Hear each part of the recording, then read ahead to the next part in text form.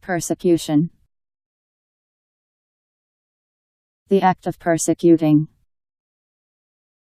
A program or campaign to subjugate or eliminate a specific group of people, often based on race, religion, sexuality, or social beliefs. Persecution.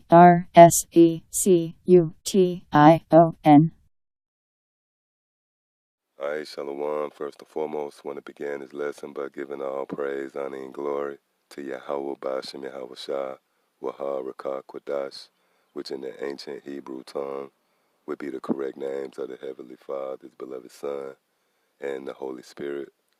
Also would like to give double honors to my teachers, the head apostles and elders of Great Millstone. Much due honors and respect to the sincere brethren out there that's also laboring in His work. And as always, want to say shalom to you believers, the Akim as well as the Akwath, which would be you brothers along with the sincere sisters out there that subscribe to this truth as well. So yeah, the topic of this lesson right here is going to be centered around understanding what you're involved in, you know, when you associate yourself with being an Israelite. And pretty much the danger, if you will, with aligning yourself with being an Israelite. Now this lesson right here is inspired in part by a video I was watching from the beloved elder Yashawamba from the GMS Dallas camp, which was entitled Catering to the Emotions of Israel. And in that video, he made the statement, you know, pretty much dealing with these casual Israelites, if you will, and how their approach to this truth is, you know, going on Facebook and tweeting, you know, going on Instagram, proclaiming how you don't eat pork and showing off your fringes, greeting one another with shalom. You know, you Shabbat shalom Israelites out there. Now understanding that when you associate yourself with being an Israelite, that's a direct attack against the powers that be. And in this case, the so-called white man, Esau, and in particular the chief house of the nation of Edom, which comes in the form of these international banking families. All right? When you align yourself with being an Israelite, you pretty much waging war. That's a declaration of war against the so-called white man.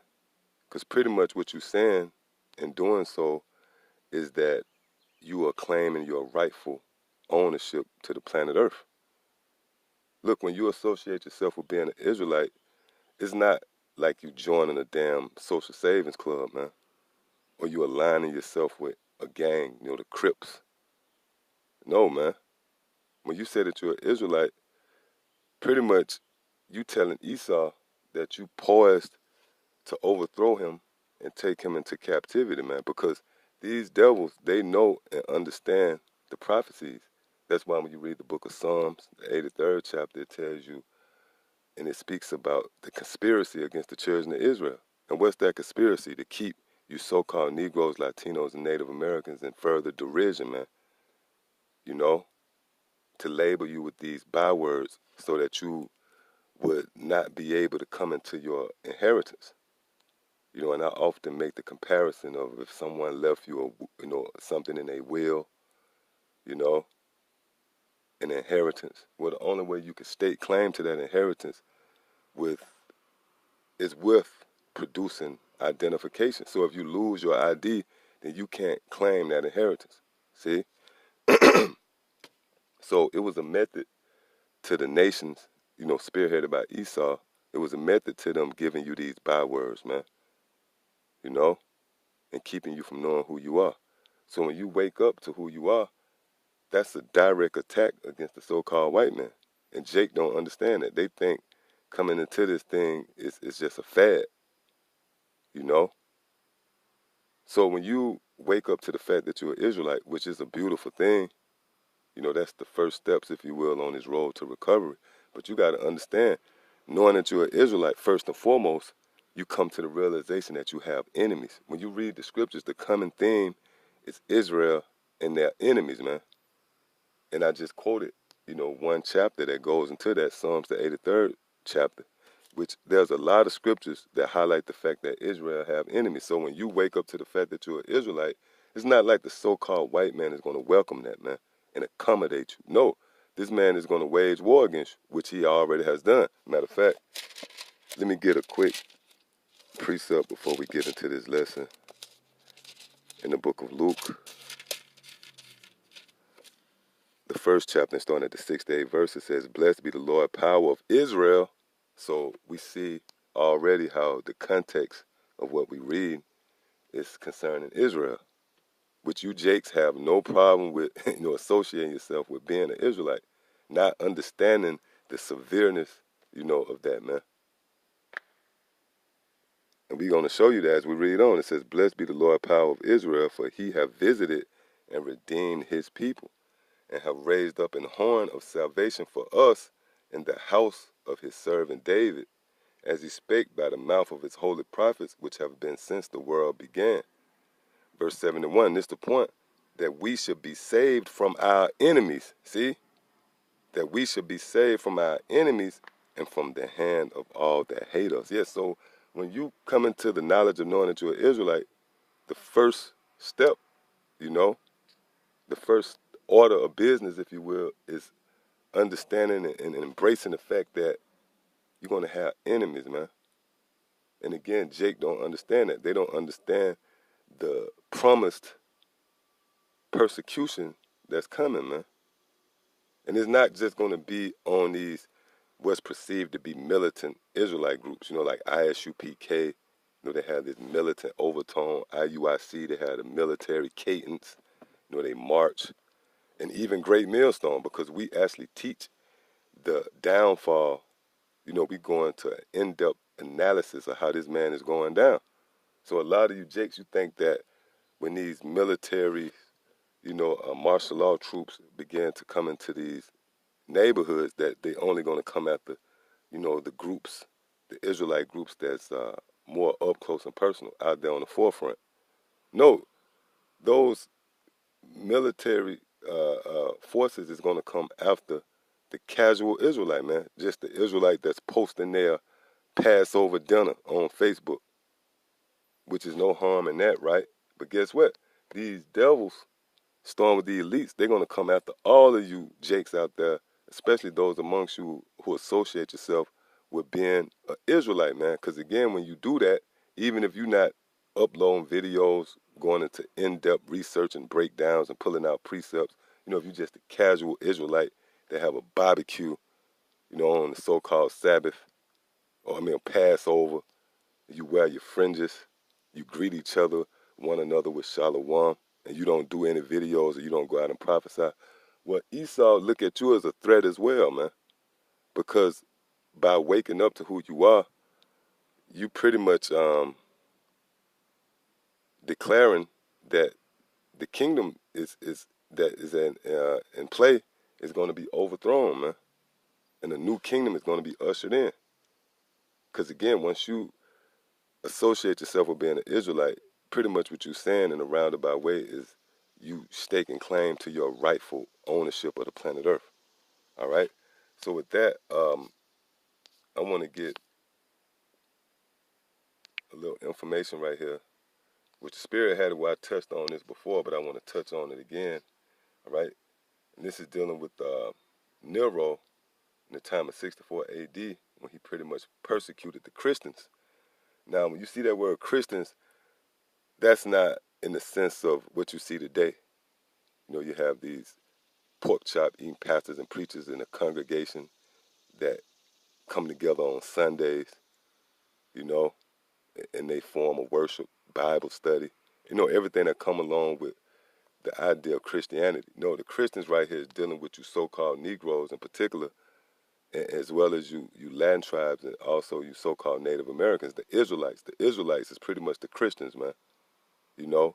And mainly when you really go into it, those who actually believed and followed Yahweh Shai. When you go into that word Christian, it pretty much means anointed ones. Mashiachim in the Hebrew, all right? So it says a generation after the death of Hamashiach, they got Christ right there. Christianity had reached Rome in the form of an obscure offshoot of Judaism, popular among the city's poor and destitute. Now, it wasn't a religion, they threw Judaism in there, but this is accurate when lining up with history. You had the poor and destitute, you know, which right now you have poor and destitute men pretty much because we poor in comparison to the rich, right? It says, among the city's poor and destitute, members of this religion sect spoke of the coming of a new kingdom. See, members, it says members of this religious sect spoke of the coming of a new kingdom and a new king. Right, so this happened back then and it's happening right now. Matter of fact, let me get a quick precept and I'm going to go back. The book of Ecclesiastes, the first chapter, in the 10th verse it said, is there anything whereof it may be said, see, this is new, it have been already of old time, which was before us. There is no, matter of fact, Salaki, I go to the 9th verse. It said, the thing that have been, it is that which shall be, and that which is done is that which shall be done, and there is no new thing under the sun. See, there's no new thing under the sun. So just like back in the time of Nero, which he was an Edomite, you know, back in the Roman Empire, you had Jakes that prophesied of a new kingdom and a new king, and you fast forward 2,000 years in the future, and the same thing is taking place. All right? And again, by you associating yourself with being an Israelite, in essence, you declaring a new kingdom. All right? So it says, members of this religious sect spoke of the coming of a new kingdom and a new king. These views provoked suspicion among the Jewish authorities who rejected the group, right, which was those were the sellouts back then, and you got that now. You know, a lot of these religious leaders, these leaders amongst Israel is in the form of Christianity.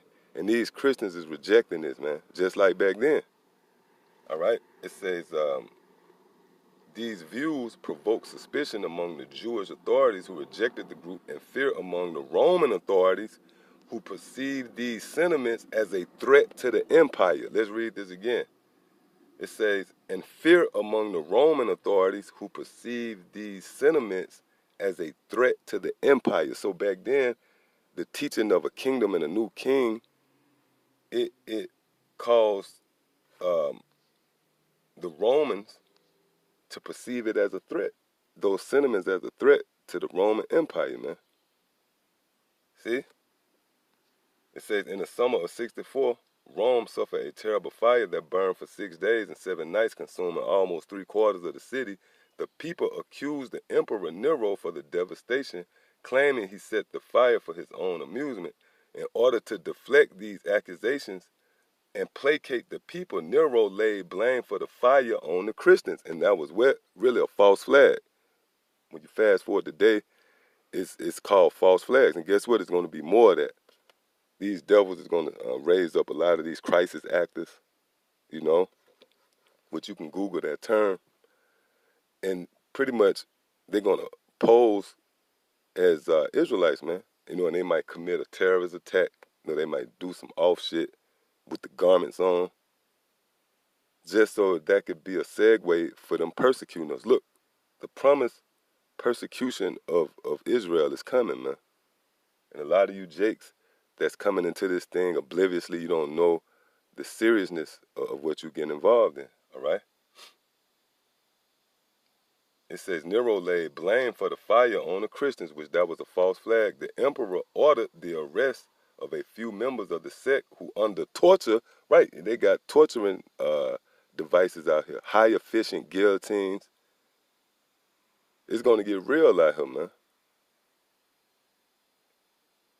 It says the emperor ordered the arrest of a few members of the sect who under torture accused others until the entire Christian populace was implicated and became fair game, see, for retribution. So that's what's going to happen, man. Again, these devils is going to, you know, right now they're trying to shy away from putting us on the news, but it's going to come a point where these devils is going to face this thing head on, and they going to revert to their attributes, which is the sword And another attribute is deception.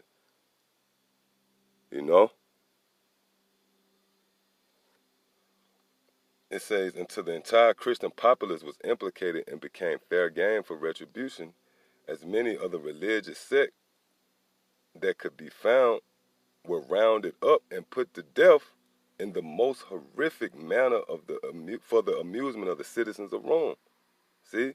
The ghastly way in which the victims were put to death aroused sympathy among many Romans, although most felt their execution justified. So you're going to see a lot of people that's going to feel like that's the right thing to do, to just get rid of those Israelites, you know?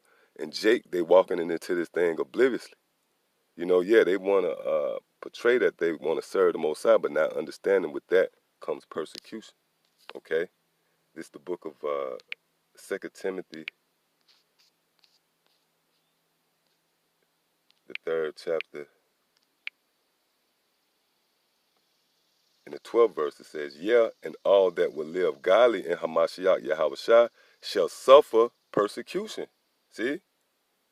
So if you desire to live godly in Yahushua, which that's what Jake is seeking for, you know, all you Jakes that come into the fact that you're an Israelite, well, guess what? The scriptures say that you're going to suffer persecution for that, man.